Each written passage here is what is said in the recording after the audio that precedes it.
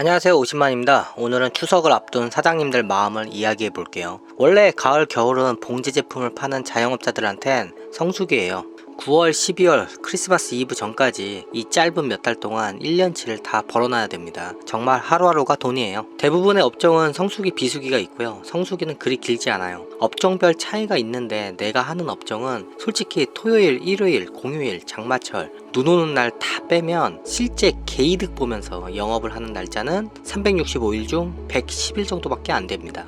그 외 나머지는 적자 또는 현상 유지 정도, 물론 성수기 때 많이 벌긴 해요. 가을 겨울 성수기인 내 사업은 5월 중순 이후부터 적자로 돌아서요. 문제는 들어오는 돈은 없는데 빠르면 4월, 늦어도 5월 중순부터 가을 제품을 생산하기 시작하죠. 이렇게 늦은 봄, 여름부터 가을 겨울 제품을 생산하는 이유가요. 몇 년 전까지 오프라인 유통 흐름은 중소 유통업체한테 제조업, 도매업체가 미리 신상을 보여주고요. 제조, 도매업체가 한 계절 앞서 물건을 납품하면 유통업체가 소매상에 물건을 뿌리죠. 계절이 다가와서야 물건을 만들면 안 되는 이유가 이미 유통업체들은 올 시즌 팔 물건들을 미리 확보한 상태라 아주 물건이 뛰어나지 않은 한 기존 확보한 물건 위주로 먼저 빼요. 그래서 경쟁자보다 거래처에 물건을 빨리 납품하는 쪽이 유리합니다. 그리고 나처럼 중소규모 제조업 사장들은 중국 공장 스케줄에 맞춰 물건을 생산해야 해서요. 어쩔 수 없이 4월에서 5월 겨울 물건 제작에 들어갑니다. 중국이 땅덩어리는 넓은데 기술과 선진국 마인드를 가진 제조업 사장을 만나기는 서울에서 김서방 찾는 거랑 다를 바 없어요. 기술이 있고요. 선진국 마인드를 가진 제조 공장은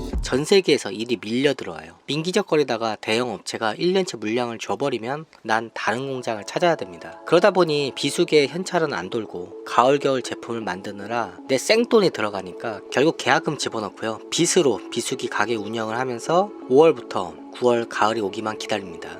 그리고 9월부터 물건이 나가는데 그 돈은 10월 셋째 주부터 결제가 돼요. 거래가 큰 업체는 미리 돈을 받고 일부 금액만 월말 결제하는데 그래도 나가는 장수가 워낙 크다 보니까 쌓이는 결제 금액은 엄청납니다. 2014년까지는 일본, 러시아, 유럽, 북미 손님들이 7, 8월에 와서 현금을 100% 주고 물건을 해가서요. 8월부터 바로 현금이 돌았는데 러시아, 우크라이나, 크림반도 사태가 터지면서 서방 세계가 러시아한테 경제 제재를 가해 루블화가 폭등하고요. 러시아 경제가 아작이 나고 일본 엔화의 폭락으로 수출이 거의 작살이 났어요. 러시아 친구들하고 7년 거래를 하면서 한국의 상거래 시스템이 얼마나 족같은지 처절히 깨달았죠. 그 이후에 내수 경기마저 안 좋아지고요. 온라인 시장, 해외 직구 등의 시장이 커지면서 대형 오프라인 유통들도 박살이 나기 시작했어요. 하지만 당시에 저런 국내의 정세를 모른 채 늘 하던 대로 이맘때쯤 러시아, 일본, 국내 거래처가 오겠지 하는 마음에 그들이 좋아하는 물건을 생산했죠. 그것도 아주 많이. 그러다 보니 돈은 안 돌고 성수기는 점점 짧아지고 성수기라 해도 예전같이 수익이 안 나니까 매년 수익은 악화됐어요.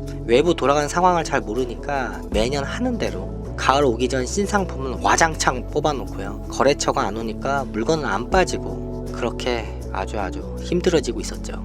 추석을 앞두고요. 그래도 공임하고 원부자 되는 결제를 해줘야 돼요. 추석이 다가오면 정말 극심한 스트레스가 밀려옵니다. 과거엔 추석, 설날, 여름휴가 때 일주일가량을 쉬어서요. 그 전에 미리 물건을 확보하기 위해 거래처들이 물건을 쟁겨 가져가 명절, 여름휴가는 도매업자한테는 또 다른 성수기였어요. 명절을 지내고 사람들은 거리로 쏟아져 나와서 명절에 받은 돈을 소비해서 명절 다음 날은 다들 장사가 잘 됐어요. 하지만 지금은 다 아련한 옛 이야기입니다. 명절 시장 경기가 없어진 지는 오래전이죠. 추석엔 거래처에 선물 세트도 돌려야 하는데 경쟁업체도 내 거래처에 선물 세트를 보내는지라 은근히 경쟁이 붙어요. 어설픈 거 보내면 안 보낸 것보다 못합니다. 자본주의 사회라 거래처의 매출 규모에 따라 선물 세트도 다 틀려요. 큰 거래처엔 신세계 상품권, 한우 선물 세트를 보내기도 하고요. 술을 좋아하는 큰 거래처엔 고급 술을 주는데 그래서 내가 중국 출장 해외여행을 오갈 때 항상 면세점에서 30에서 50만원짜리 술을 하나씩 사서 들고 오죠. 한참 거래가 컸을 땐 추석 선물 세트 비용만 200~300만원 사이 쓰기도 했어요. 뭐 나보다 더 많이 쓰는 사장님들도 있지만 보통 난 6에서 7만원짜리 선물 세트를 준비했습니다. 모든 거래처에 다 돌리진 않았고요. 매출 규모가 어느 정도 된 거래처만 돌렸어요. 하지만 요즘은 온라인 판매가 많아지면서요. 선물 세트를 돌릴 일이 없어졌고요. 내가 돌릴 여력도 없어요. 거기에 직원 선물 세트 그리고 10에서 20만원 떡값을 줍니다.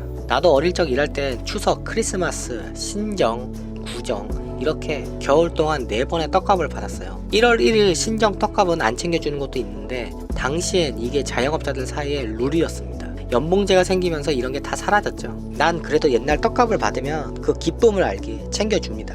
명절 거래처 선물 돌리고 직원 보너스 주는 게 아깝다는 마음보다는요, 내가 거래처 선물 세트 비용이 늘어났다는 이야기는 내 사업이 커졌던 거라 돈을 쓰면서도 기분이 좋았어요. 이 선물의 몇 배의 이익으로 돌아올 거란 믿음이 있었습니다.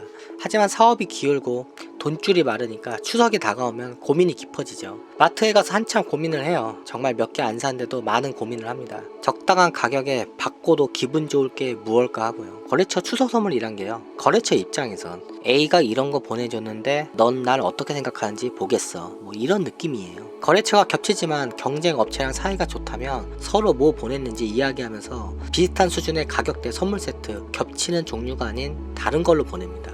시큰둥하게 지낸 옆 가게가 나한테 와서 한참 성장하는 A 업체한테 선물 세트 뭐 보냈냐고 물어보면요, 난 사실대로 한 7만원짜리 선물 세트 보냈다고 말하는데 그럼 너는 뭐 보냈냐고 내가 되물으면 시큰둥하게 지내는 옆 가게는 응, 난 아무것도 안 했어, 또는 그냥 작은 거 보냈어, 이렇게 두리뭉실하게 말하는데 나중에 보니까 양주에 상품권을 같이 보냈더라고요. 몇 달 뒤 A 업체가 술자리에서 자랑해서 알았습니다. 솔직히 저렇게 할 필요가 없어요. 좀 오바죠. 재수없는 경쟁업체는 선물도 재수없게 해요.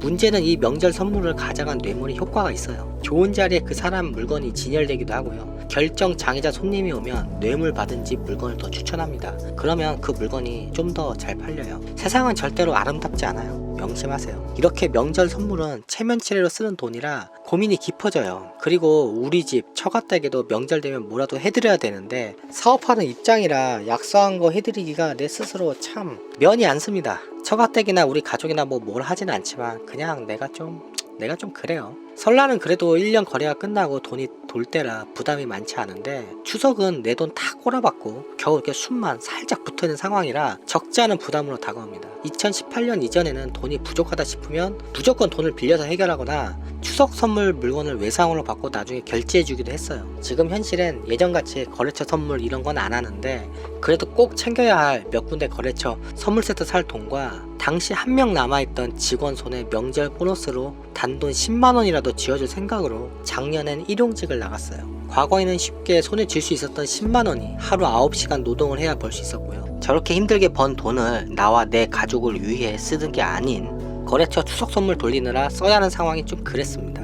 일이 끝나면 새벽 1시 집에 가는 차편이 없어서 사우나에서 잠을 자는 비용, 그리고 일 끝나고 허전한 속을 달래려 편의점에 들러 컵라면 먹는 비용 등을 다 빼면 대충 일당 9만원인가 받아 온전히 내 주머니에 들어오는 돈은 약 7만 몇천원 남짓이었죠. 2020년 코로나라는 대재앙이 터져서 올해 다가올 추석엔 자영업 사장님들이 오랜 시간 매출이 없어서 명절을 보내기 위해 열심히 일용직 또는 오토바이 배달 일을 하겠죠. 솔직히 요즘 들어선 오토바이 배달 일 또는 일용직 한다고 사람을 함부로 보면 안 돼요. 내 친구 동생이 이스타항공 부기장인데 지금 배달 일 합니다. 자영업자들도 코로나로 실직한 사람들도 다들 마음이 무거울 겁니다. 다들 어서 백신이 나오길 바랄 뿐이죠.